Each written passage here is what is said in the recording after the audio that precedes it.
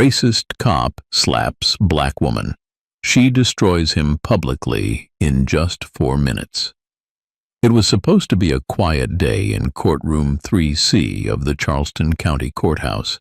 The kind of day where the only noise was the creak of wooden benches or the low hum of a printer struggling to spit out another batch of paperwork no one would read. Outside, the air was humid with the threat of a thunderstorm, and inside the mood was just as heavy.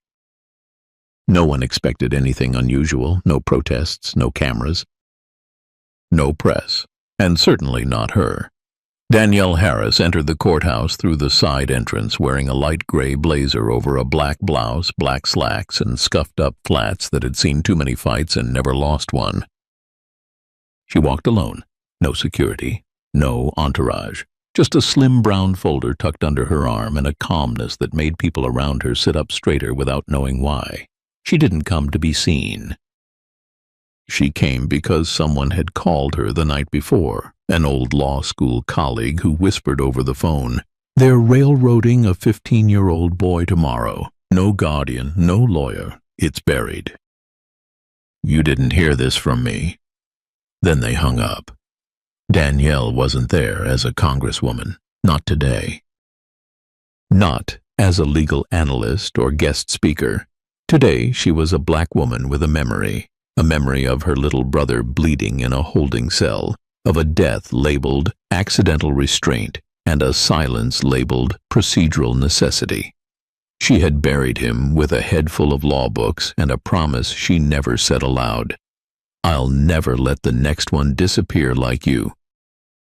So she sat in the third row of the nearly empty courtroom, quiet, still, and watching. The boy, Micah Lewis, wasn't even in the room. He was being held in a side chamber, visible only through a small rectangular window in the wall. He sat there with a hoodie 2 sizes too big, cuffs hanging off his wrists, feet not touching the floor. No one sat next to him. No lawyer. No parent. Just a kid, waiting for someone to decide who he was allowed to become. On the other side of the courtroom, a tall white officer stood near the prosecution table. His posture was casual, but the tension in his fingers was obvious to anyone who knew how to look. Officer Travis Clay, badge number 3289. Known around Charleston for his efficiency, his discipline, and his ability to file a dozen reports before lunch, all sanitized, all spotless. When Clay spotted Danielle, something in his expression shifted. Not confusion, not curiosity. It was the kind of look men gave when they thought they were about to be challenged in a room they thought they owned. The kind of look that said, "Not here, not you." She met his gaze with silence. Unflinching, she didn't smirk, didn't flinch. She simply existed in a space that wasn't meant for people like her to exist quietly. That, more than anything, set him off. The judge entered. An older man, Judge Raymond Dixon, with a dusty voice and a habit of clearing his throat every few seconds like he was about to say something profound, but never did. "This is the preliminary hearing for the juvenile matter regarding Micah Lewis," he began, flipping through the paperwork as if reading it for the first time. That was when Travis Clay moved. He didn't speak, didn't ask for permission. He simply walked straight down the aisle between the benches, his boots echoing off the tile like warnings. Danielle didn't move. He stopped in front of her. For a second there was a strange, unnatural stillness. The kind that usually happens after something terrible. But here it came before. Then it happened. His hand flew faster than most could process. The sound of the slap was like a gunshot, sharp and sudden. Her head tilted slightly with the force of it, but she didn't fall. Her eyes didn't close. She simply turned her head back and looked at him. No words. No gasp, just that look, like glass. Like steel. The room froze. Even Judge Dixon, halfway through mouthing some procedural line, went completely still. The court clerk dropped her pen. No one moved. No one said a word. Except Officer Clay, whose breathing had grown louder, heavier. "Who do you think you are?" he growled, his voice low but shaking. "Sitting here like you own this place. Like you belong." Danielle slowly stood. It wasn't an act of defiance. It was something quieter, more terrifying. A calm elevation. Her back was straight. Her face was unreadable. But her eyes locked onto his like a hawk to a mouse, and that was the moment power shifted. It didn't take an outburst. No yelling, no threats, just 4 minutes of total, unbearable silence. Officer Clay took an instinctive step back. His hand, still red from the slap, hung stiff at his side. His face twitched, then hardened. But his eyes, they were searching for support. For justification, for control, he found none. Because Danielle Harris wasn't just standing there, she was watching. Not just him. The whole system, the judge, the prosecutor. The bailiff who hadn't moved, the court clerk who refused to meet her eyes. Everyone who had made a life out of looking away at just the right moment. And now no one could look away. "Not yet," she said softly. It was the first thing she'd said since entering the room. 2 words, but they landed like a verdict. Not yet. A storm was coming, not the kind you could track on radar, the kind that started with a slap and ended with a reckoning.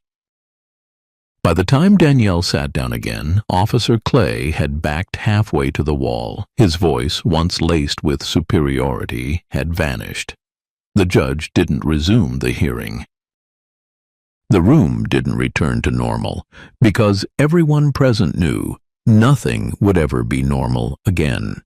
And somewhere behind that courtroom wall, a 15-year-old boy in handcuffs blinked for the first time in 10 minutes.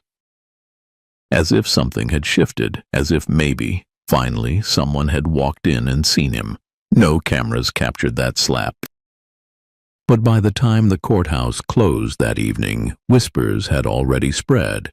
A woman got struck in open court, and the man who hit her left shaking. Danielle didn't report it. She didn't need to. Because something far more dangerous than outrage had been released. The truth, and she intended to use it. The courthouse smelled like stale coffee and history no one wanted to claim. After the slap, after the silence, no one quite knew what to do.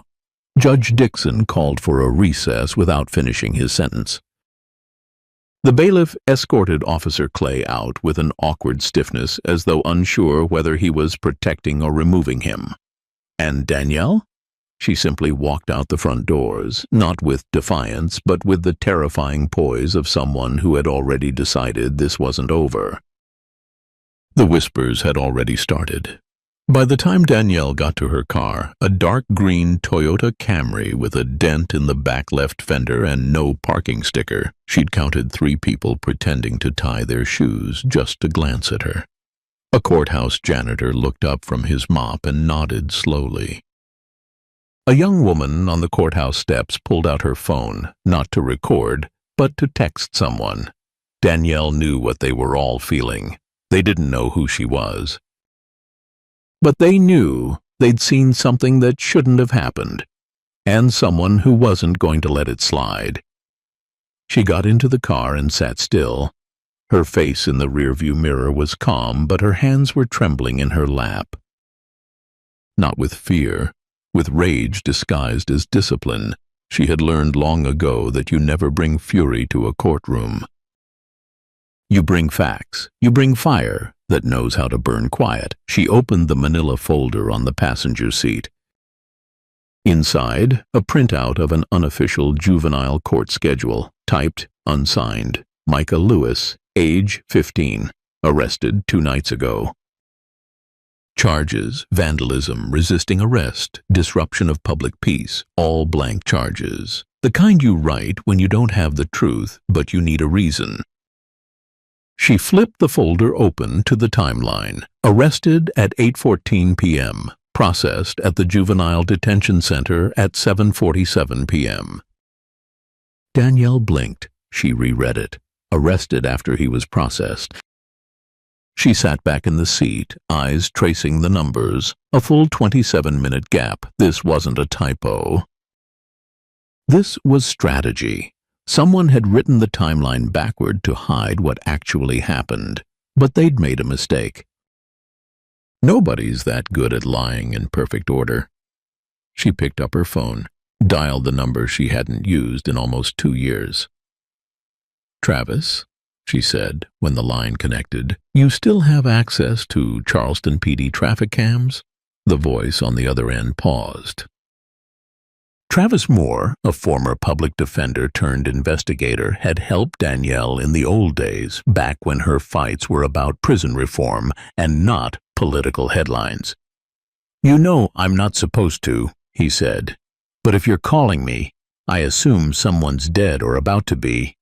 Danielle didn't smile. "Find me footage near the Savmore gas station on King Street between 7:30 and 8:30 3 nights ago," he whistled. "That's specific." "It's not a favor," she replied. "It's a kid's life." That night, in a dimly lit kitchen in a rented townhouse on the edge of Charleston, Danielle watched grainy traffic cam footage on an old laptop. The scene was simple. A boy, hood up, hands in his pockets, stood outside the gas station, sipping from a bottle of water. Then a patrol car pulled up. No siren. No warning. Just Officer Travis Clay stepping out, walking up, grabbing the boy's shoulder and pushing him to the ground. 9 seconds. No conversation. No chase, just contact and cuffs. Danielle exhaled slowly. No vandalism, no resistance, no cause.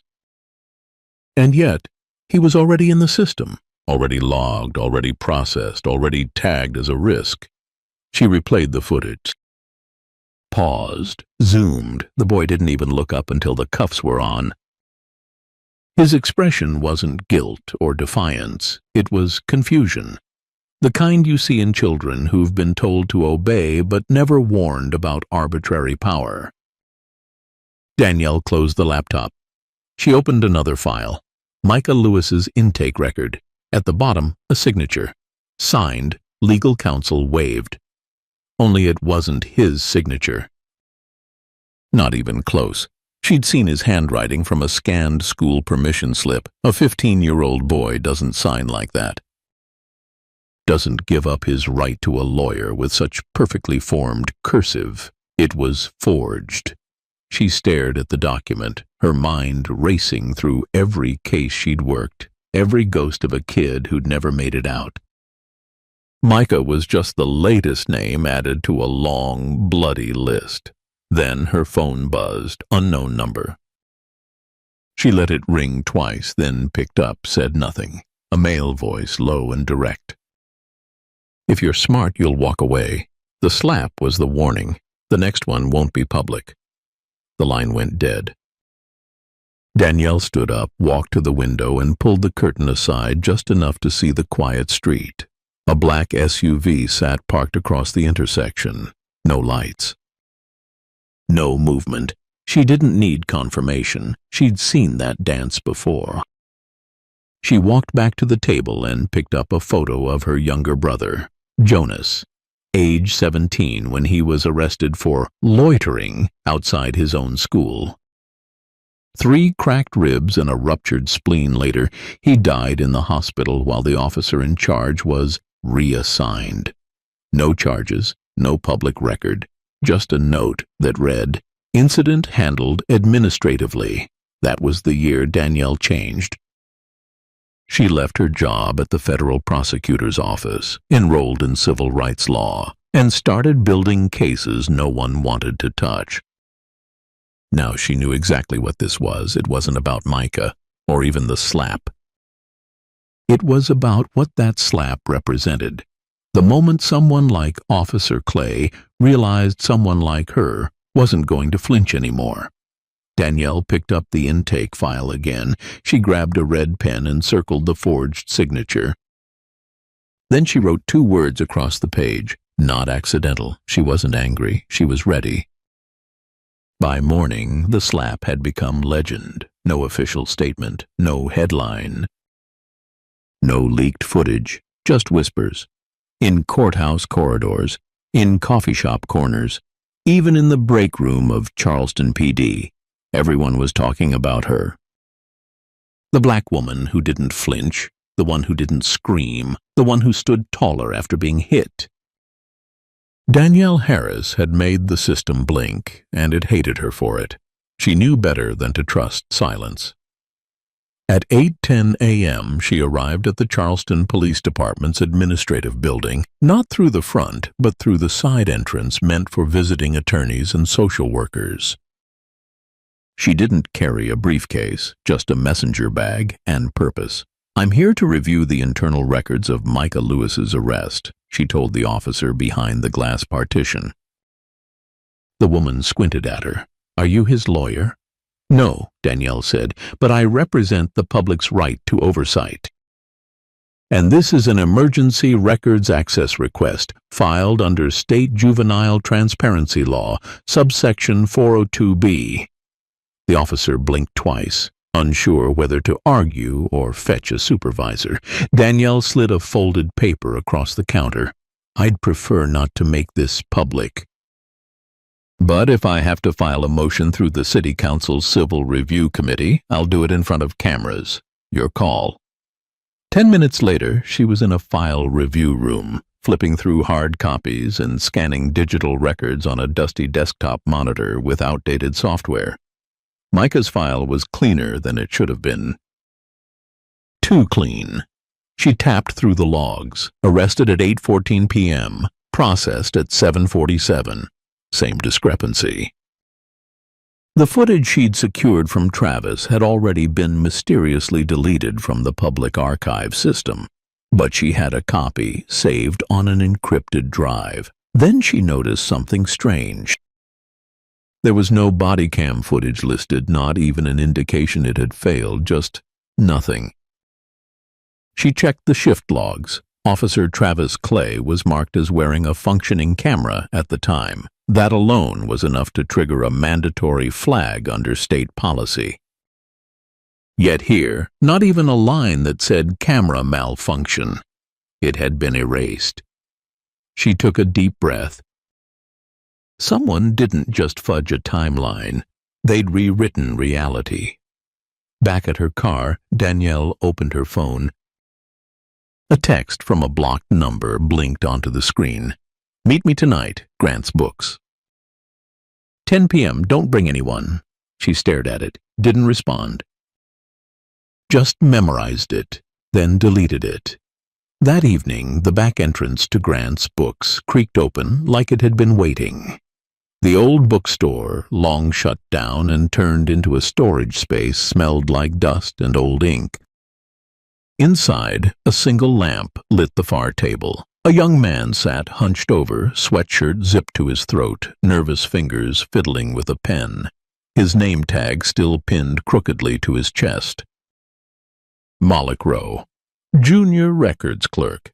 She'd seen him before in the archives, always moving like someone trying not to be noticed. But he had watched her that day in the courtroom. Danielle remembered his eyes, silent, calculating, afraid. "You came alone," he said, without looking up. "You said not to bring anyone," she replied, sliding into the chair across from him. He pulled a manila envelope from under the table, his hands trembling. "I could get fired for this. Or worse." "Then don't hand it to me," she said softly. "Just talk." He opened the envelope anyway. Inside were photocopies of original arrest forms, versions she hadn't seen. Witness statements that contradicted the official timeline. A page from a digital log showing that body cam footage had been manually removed from the archive queue by a user with override credentials. Danielle leaned in. Who else knows? No one, Malik whispered. They don't even know I made copies. I work at night. They think I just file and go home. She studied the logs. One entry stood out. The user who accessed Micah's file the day after the arrest wasn't Clay. It was someone logged in under admin privileges, someone operating from within the chief's office. Danielle's stomach twisted. This wasn't Clay acting alone. Malik nodded. There's more. There's a unit they don't put in the org charts. They call it field adjustment. They handle problem kids. No official cases, just disappearances. Danielle said nothing for a moment. Then she leaned forward. You want to do something about this? Malik's eyes darted toward the door. I already did. I gave you this. She didn't press, didn't need to. What mattered was what she now had, proof. Not just of police misconduct, but of intentional deletion, internal tampering, and something far darker. A system built not to correct itself, but to protect those who dismantled others in silence. Back at her place, Danielle scanned the documents, secured the drive, and added Malik's logs to a growing investigation board she'd built in her garage.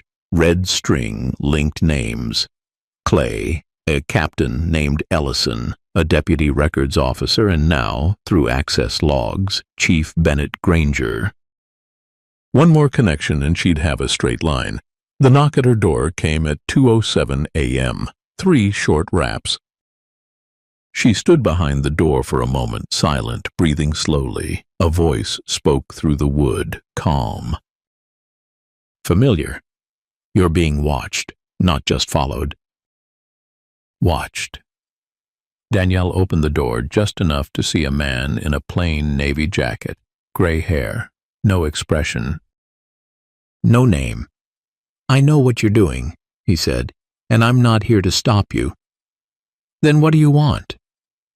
I'm here to tell you this isn't just about Clay. You've stepped into a network, not a mistake, and when you pull one thread, he paused, looking over her shoulder at the board inside, the whole thing unravels, including people you didn't expect to be part of it. She didn't blink. Like you? He almost smiled. Like me. Then he turned, walked away, and left her with a storm pressing against the walls of her house and a truth forming in her chest. She wasn't chasing justice. She was chasing a system that had already erased hundreds of names like Micah's and filed them under nothing to see. But this time someone was watching, and someone finally was ready to speak. The morning after the meeting at Grant's Books, Danielle stood in front of her bathroom mirror, brushing her teeth with one hand and staring at herself with the other. Her eyes were sharper now, as if her reflection knew the path ahead would demand more than just resilience. It would demand exposure. She had the first real piece, a whistleblower, Malik, with documents that proved intentional tampering. She had the video from Travis showing the unlawful arrest, and she had that name, Chief Bennett Granger, tied by login credentials to a system built to erase evidence. But none of that mattered if she couldn't prove the system was designed to operate this way, not just break once in a while. At 9:00 a.m., she walked into the office of attorney Elise Monroe, a seasoned civil rights litigator who had left federal service after refusing to defend a corrupt housing enforcement program. Elise greeted her with coffee and a smirk. I heard the slap made rounds in places even Twitter doesn't know about, Elise said. You're not just a woman anymore, Danielle. You're a threat. Danielle handed over the envelope. Here's why. This isn't just about Officer Clay or even the kid they arrested. This is structural. Look at the digital access logs, admin entries made from Granger's terminal. Look at the intake form, signature forged, and then the timeline backward. Elise flipped through the copies, her brow knitting deeper with each page. Where'd you get these? They came from someone who knows what happens when files go missing. Danielle replied. Someone who doesn't want to be missing next. I can bring in 2 forensic analysts. We'll verify timestamps, trace the access credentials, maybe even cross-reference with the city's internal audit records. But this, Elise looked up. This is bigger than a court motion. This is a playbook. Danielle leaned back. Exactly. The plan was simple. Go public, but not yet. They needed more than one case. They needed a pattern. So Danielle went digging into the last 24 months of Charleston Police Department juvenile arrests. She pulled records flagged as nonviolent disruptions, procedural intake, and the most ambiguous one, temporary hold due to behavioral concern. All of them black kids, ages 10 to 17. Nearly all of them lacked legal counsel at the time of processing, and more than half were tied to the same officers. Not just Clay. 3 others, Sergeant Dana Whitaker, Officer James Ellison, and Patrol Lead Tyler Brooks. Danielle pinned their names onto her investigation board. Every one of them had a record with no complaints. That alone was suspicious. No one in law enforcement works 8 years with a spotless record unless the spots were never written down. She was still staring at the board when her phone buzzed. A new number, no caller ID. She answered with caution. Harris. A deep, older voice replied, I saw you meet Malik Rowe. Danielle didn't respond. The voice continued, I'm not warning you, I'm inviting you. If you want to see how deep this goes, you'll come to 14th and Pine. Service entrance, midnight. The line clicked off. Elise was furious when Danielle told her. This could be a trap. These people are already deleting footage and forging signatures. You show up alone, you may not walk back. Danielle shook her head. If I don't go, I'll never get the second level. We've seen the enforcement. I need to see the design. That night, just before midnight, Danielle parked 2 blocks away from 14th and Pine and walked. No weapons, no wire. Just her recorder app running silently in her pocket. The service entrance was marked with peeling paint. She knocked twice.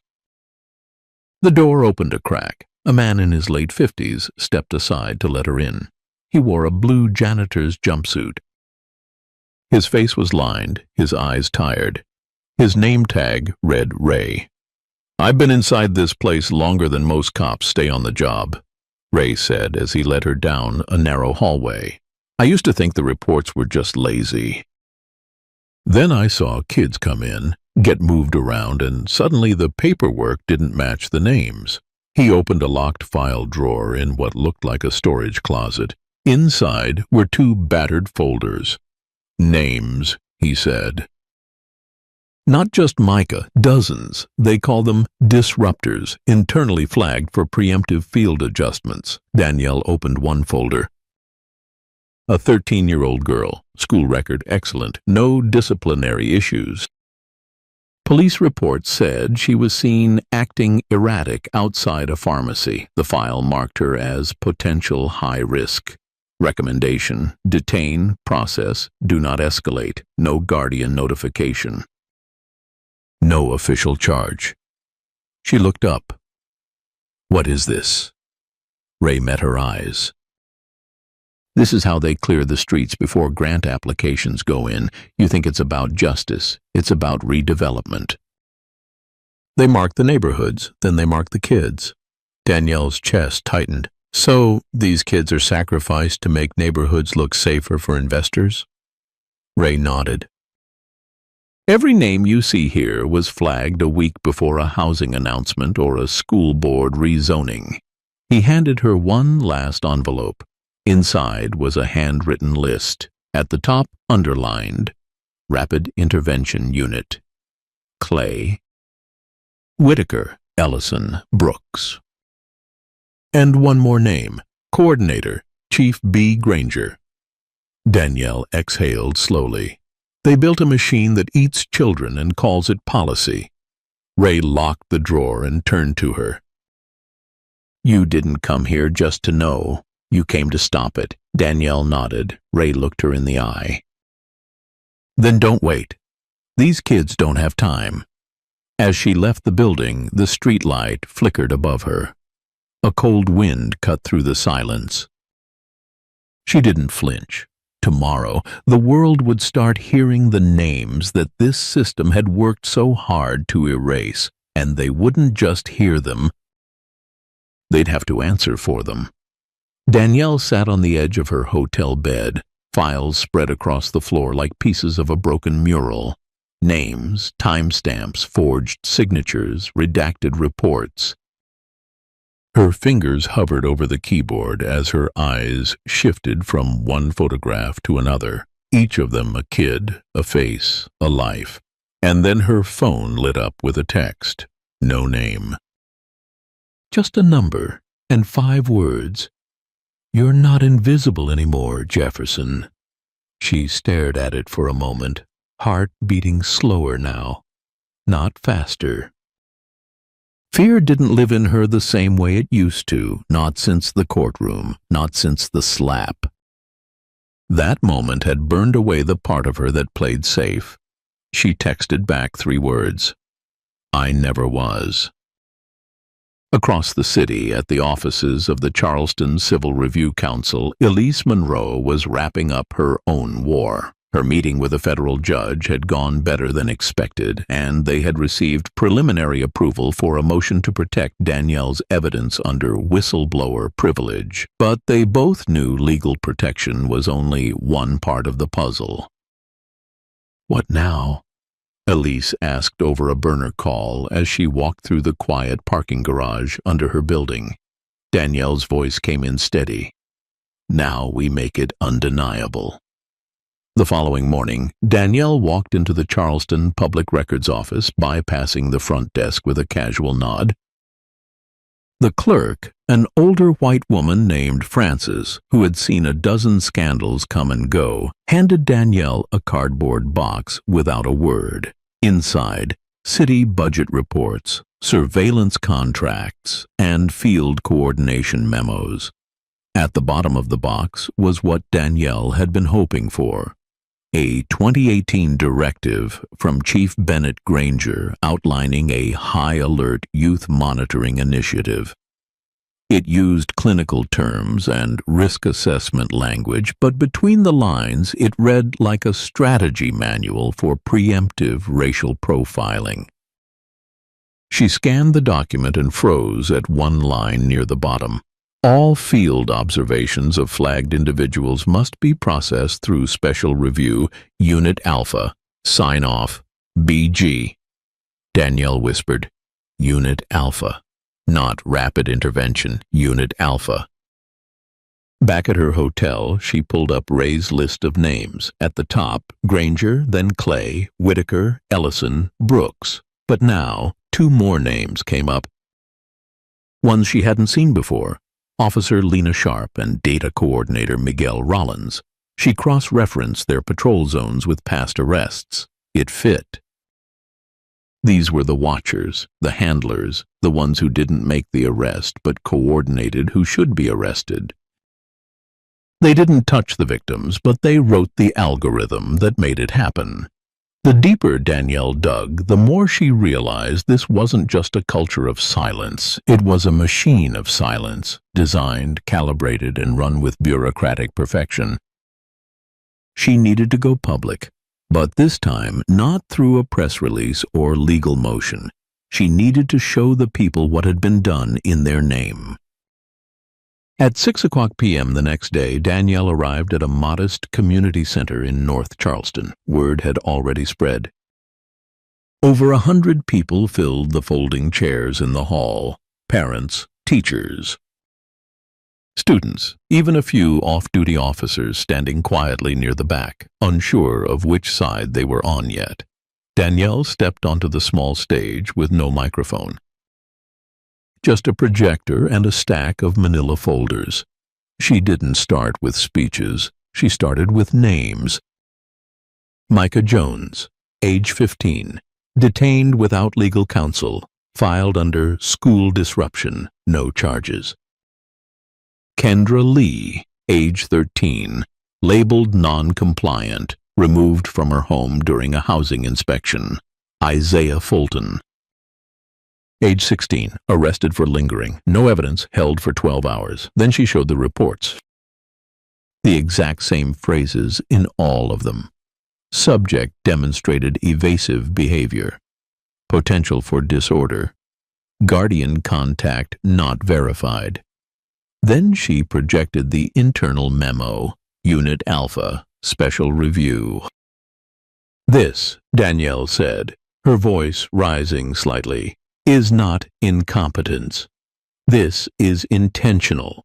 This is a system that punishes you for existing while black in the wrong zip code. From the back a woman stood. Oh. Danielle recognized her from a previous visit, Tasha Bell. My son was one of them, Tasha said.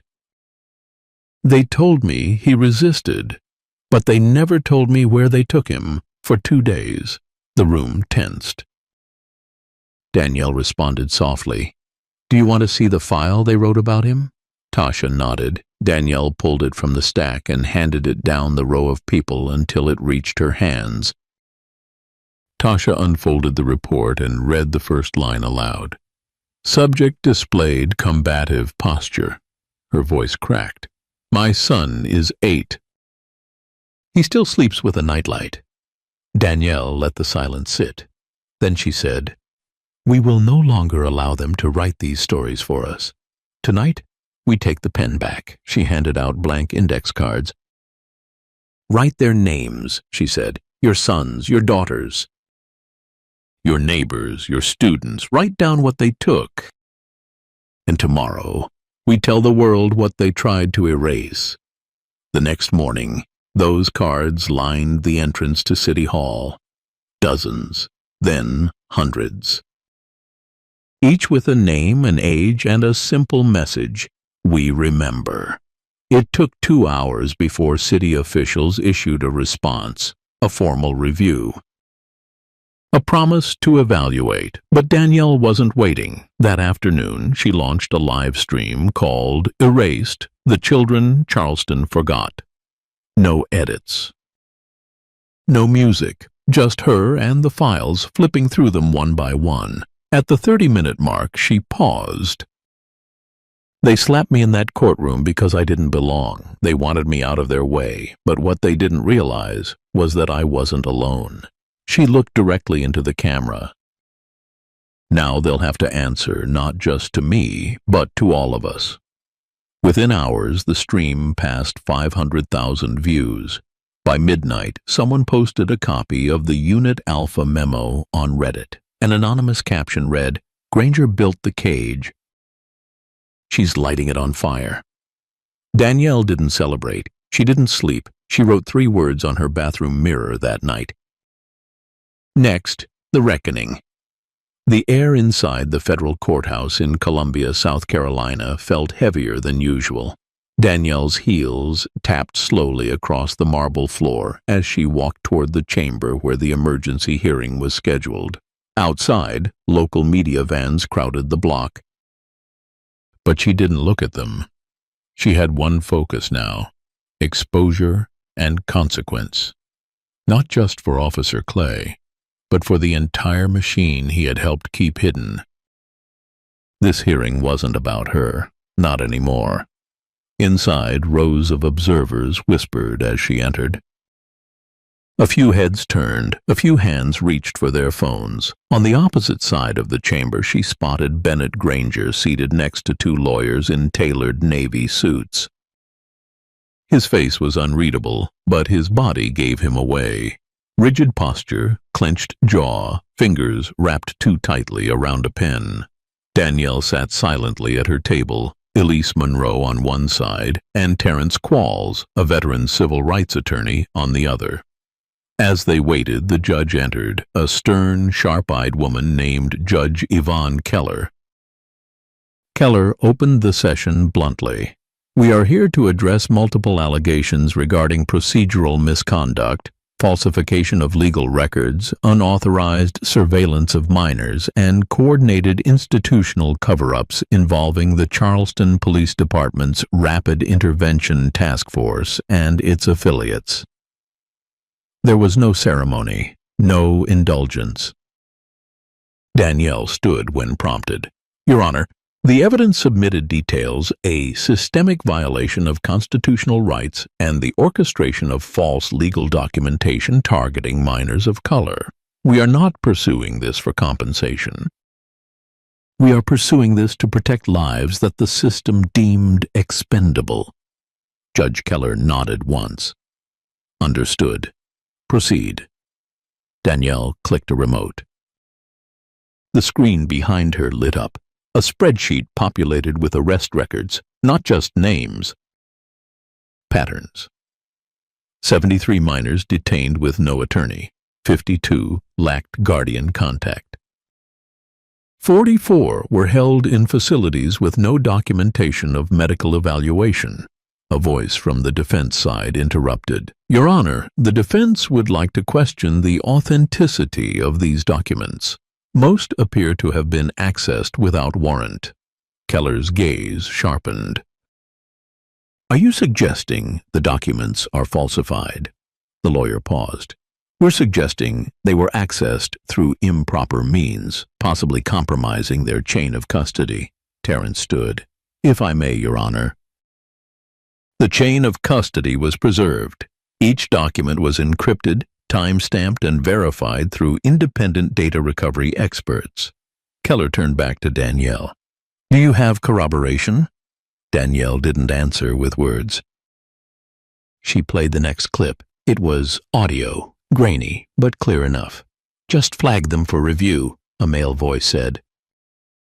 "We don't need to arrest unless they give us a reason. If they walk away, that's good enough to classify." It was Granger's voice. Danielle waited for a reaction. Granger didn't blink, but the people behind him did. One of his aides shifted in his seat. Another leaned forward like the floor beneath him might crack. Danielle turned toward the judge. That clip was recovered from an internal server labeled meetingconf 119.mp3. Cross-checked with IP logs from the Charleston Police Data Hub, Granger's device ID was active during the time of the recording. Granger stood. "That audio is incomplete, out of context. I was discussing public safety measures, not targeting youth." Judge Keller raised her hand. "You will have time to respond, Mr. Granger. For now, sit down." The silence that followed was brutal. It wasn't just tension, it was exposure. Danielle stepped forward again. "I'd now like to introduce a witness. Someone whose involvement in the record-keeping process directly implicates the named officers and officials." The side door opened.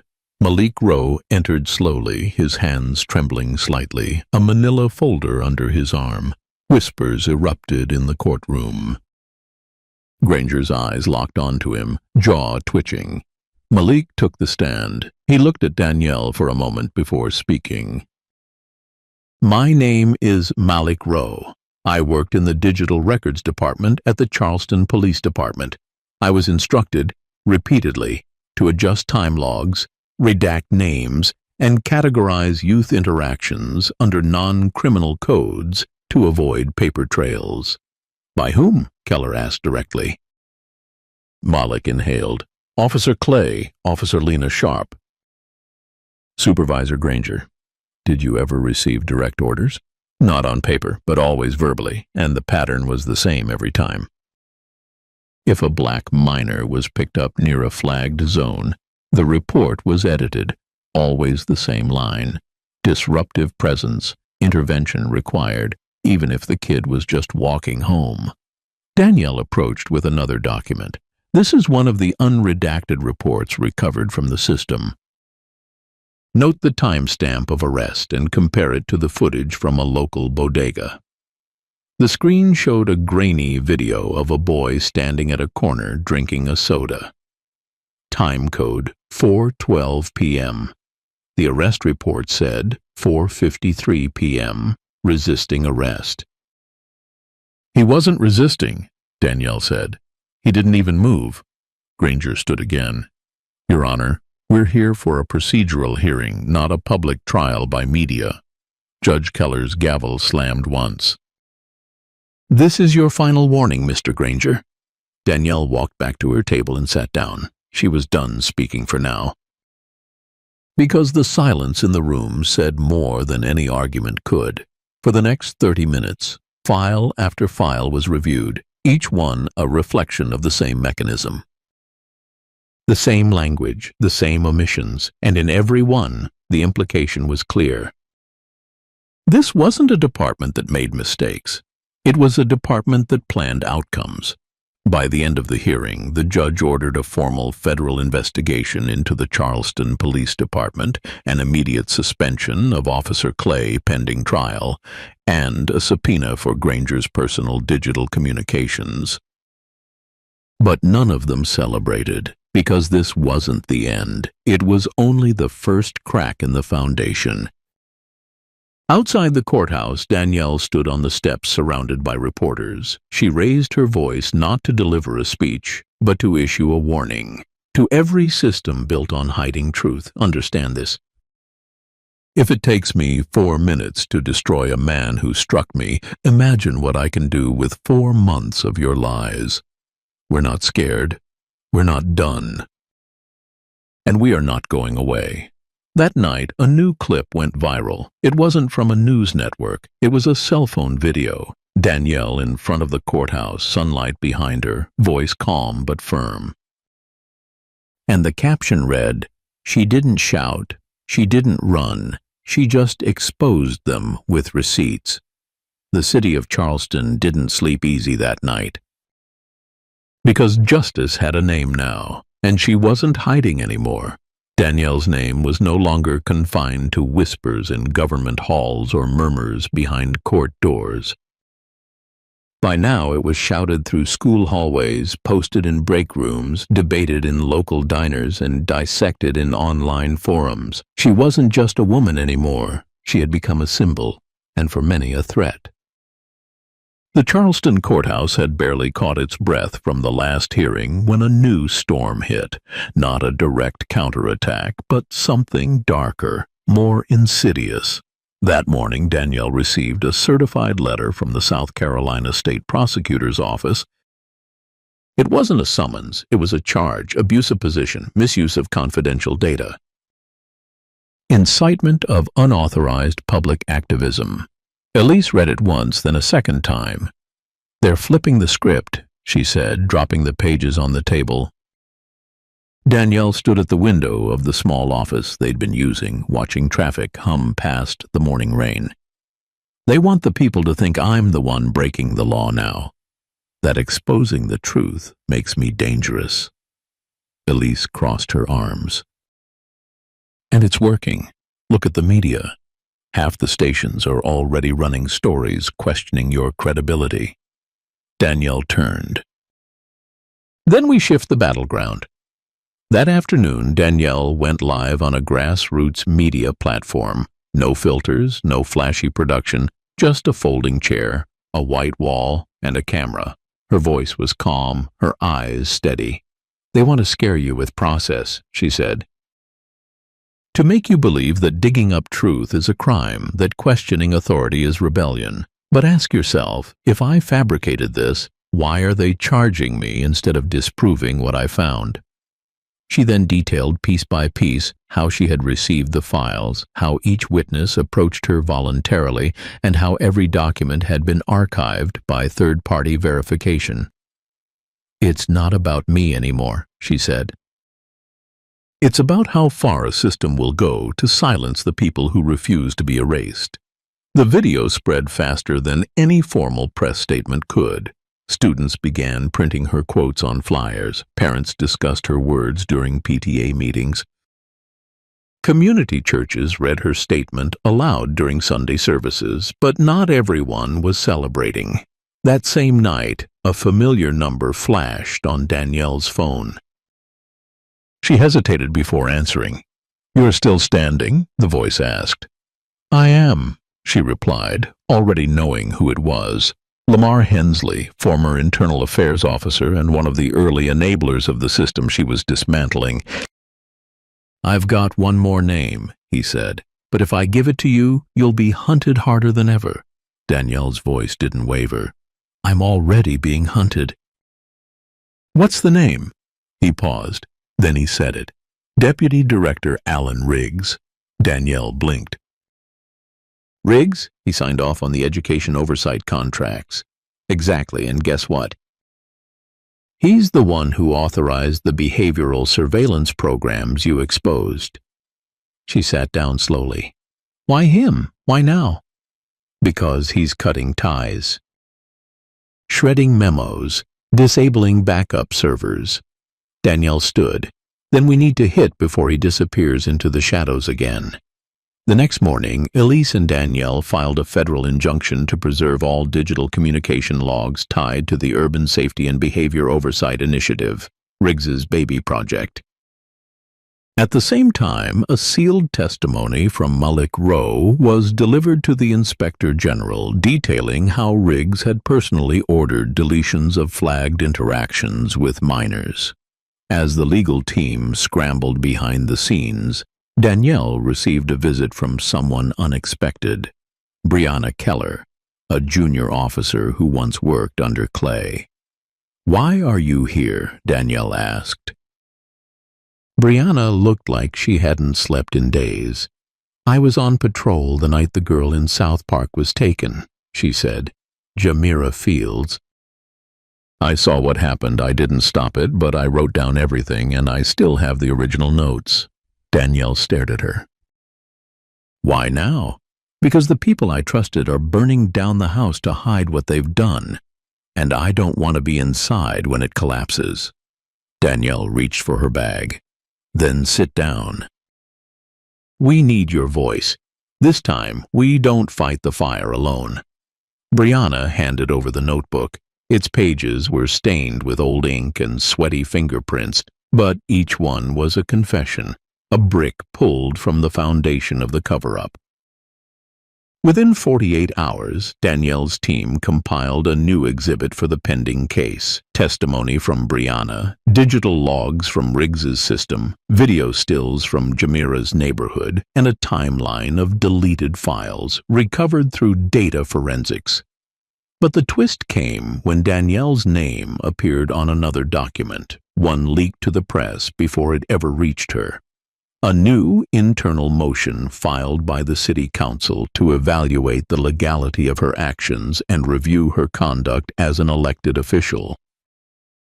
"They're not trying to beat you in court," Elise said. "They're trying to exile you politically, make you radioactive." Danielle leaned forward. "Then I give them a reaction they can't script." The next day, she showed up at a televised community town hall, uninvited. Cameras swiveled, council members stiffened. She stepped to the front and said calmly, "You've charged me with exposing what you tried to hide. You say I overstepped, but I didn't step over anything. I stepped into what you let rot in silence, and if you want me gone, I won't fight you. But you'll have to say it to the faces of every person whose name you buried under paperwork and lies." Behind her, the doors opened. One by one, former victims and their families entered: Troy, Kendra, Micah, Jamira. Each one held a file. No yelling, no chanting, just presence. Just proof. And for the first time since the entire battle began, the city council said nothing. Because the people were no longer waiting to be spoken for. They had become the voice, and no charge, no headline, no motion could silence them now. By the time the federal hearing convened in Charleston, the city wasn't just watching, it was holding its breath. Streets once silent now buzzed with anticipation. News vans lined the courthouse like spectators before a reckoning. The name Danielle West wasn't just attached to a file number anymore. It had become a movement. Danielle didn't walk into the courthouse flanked by high-powered attorneys. She entered with Elise Choi, Malik Rowe, and Breonna Keller, people once silenced, now choosing to stand tall. Behind them came a wave. Micah Bell in a crisp white shirt, Kendra Moss leaning on crutches, Troy Bennett with his chin up, and Jamira Fields holding her grandmother's hand. 27 individuals, each one representing a page the system had tried to erase. The courtroom itself felt colder than usual, not because of the AC, but because the walls themselves seemed to resist what was about to happen. The judge, a sharp-eyed woman with a no-nonsense tone, opened proceedings. Ms. West, this court has reviewed your complaint against the Charleston Police Department, the City Oversight Council, and various named individuals. What remedy are you seeking? Danielle didn't approach the podium. Instead, she remained seated, her voice steady. I'm not here to seek money. I'm not here to settle.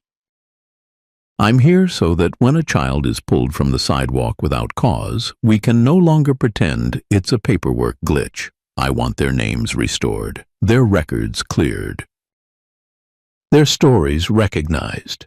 I want every officer who signed off on these cover-ups to be investigated and held accountable. I want the system to stop acting like silence is safety. The judge studied her for a long beat. And if this court finds cause? She asked. Danielle's answer came without hesitation. Then the public will finally know they were never crazy to feel afraid. That something was wrong, and someone finally said it. It wasn't just the courtroom that held its breath. Across the city, thousands were watching via live stream, in barbershops, in school cafeterias, on phones held quietly beneath desks. The people weren't watching a trial. They were watching their reflection. The first exhibit was presented by Elise, a map of system-wide arrests with altered timestamps. Red dots bloomed across the screen like a virus. The judge leaned forward. This data has been cross-validated? Malik nodded from the stand. I was the data clerk. I was told to normalize inconsistencies, but they weren't errors, they were tactics. Breonna testified next. She described Jamira's arrest in detail, including the internal orders to withhold guardian notification. I thought I was keeping the peace, she said, eyes damp, but I was just keeping the machine quiet. Then came the recordings, audio clips of senior officials using phrases like social blind spots, uncomfortable youth patterns, and pre-incident deterrence, terms that meant nothing in public. But everything in execution, Danielle stood again. This is not just misconduct. It's policy by another name. The city's attorney tried to strike back. There's no clear evidence of a written mandate to target minorities, he argued. Danielle held up a blank sheet. You don't need a written mandate when everyone knows the script. The twist came not from a new revelation, but from the judge herself. Counsel, I've reviewed these records personally. In my 22 years, I've never seen such consistent procedural mimicry across so many unrelated cases. Either your department has an unspoken playbook, or someone's been lying with a very steady hand. The silence was thicker than ever. Danielle felt it. The ground had shifted. Then the judge turned to her. You said you weren't here to seek punishment, but justice sometimes requires consequence. What do you believe that looks like? Danielle scanned the room.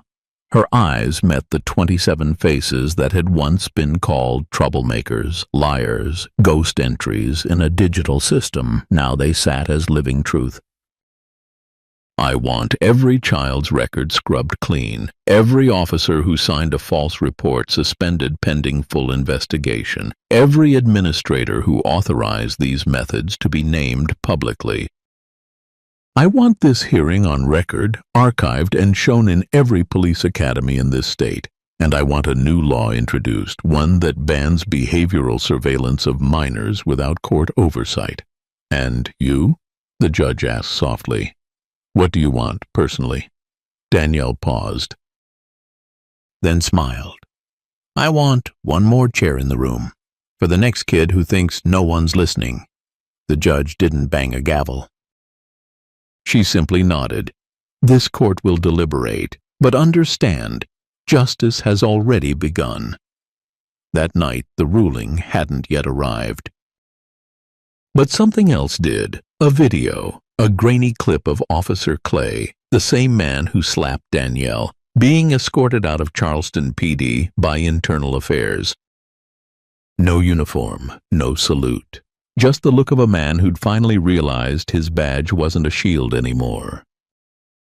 Danielle sat in her quiet office when the clip went viral. She didn't smile, she didn't celebrate. She opened her laptop and typed, "This story is not about me. It's about who we choose to believe. It's about what happens when we stop waiting for justice and start becoming it." To every voice that was silenced, speak. To every name that was buried, rise. The system didn't fall apart. It got seen, and now it has no place to hide. She hit send. The message spread like wildfire. A new hashtag trended. #not erased. In the days that followed, local councils across the state launched reviews. Dozens of pending charges against minors were dropped. An independent civilian board was formed to oversee school-based policing. And at the Jefferson Community Law Room, the front door had to be propped open because so many people were showing up to learn how to protect their rights. The final twist?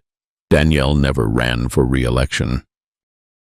She didn't need the title anymore. She had something stronger, truth. And a city that, finally, wasn't afraid to hear it. If this story stirred something in you, if it made you feel seen, angry, inspired, or ready, don't let it end here. Share it. Talk about it. Ask the questions they don't want you to ask. Subscribe to this channel for more stories that speak for the unheard. Because silence protects power, and truth belongs to all of us.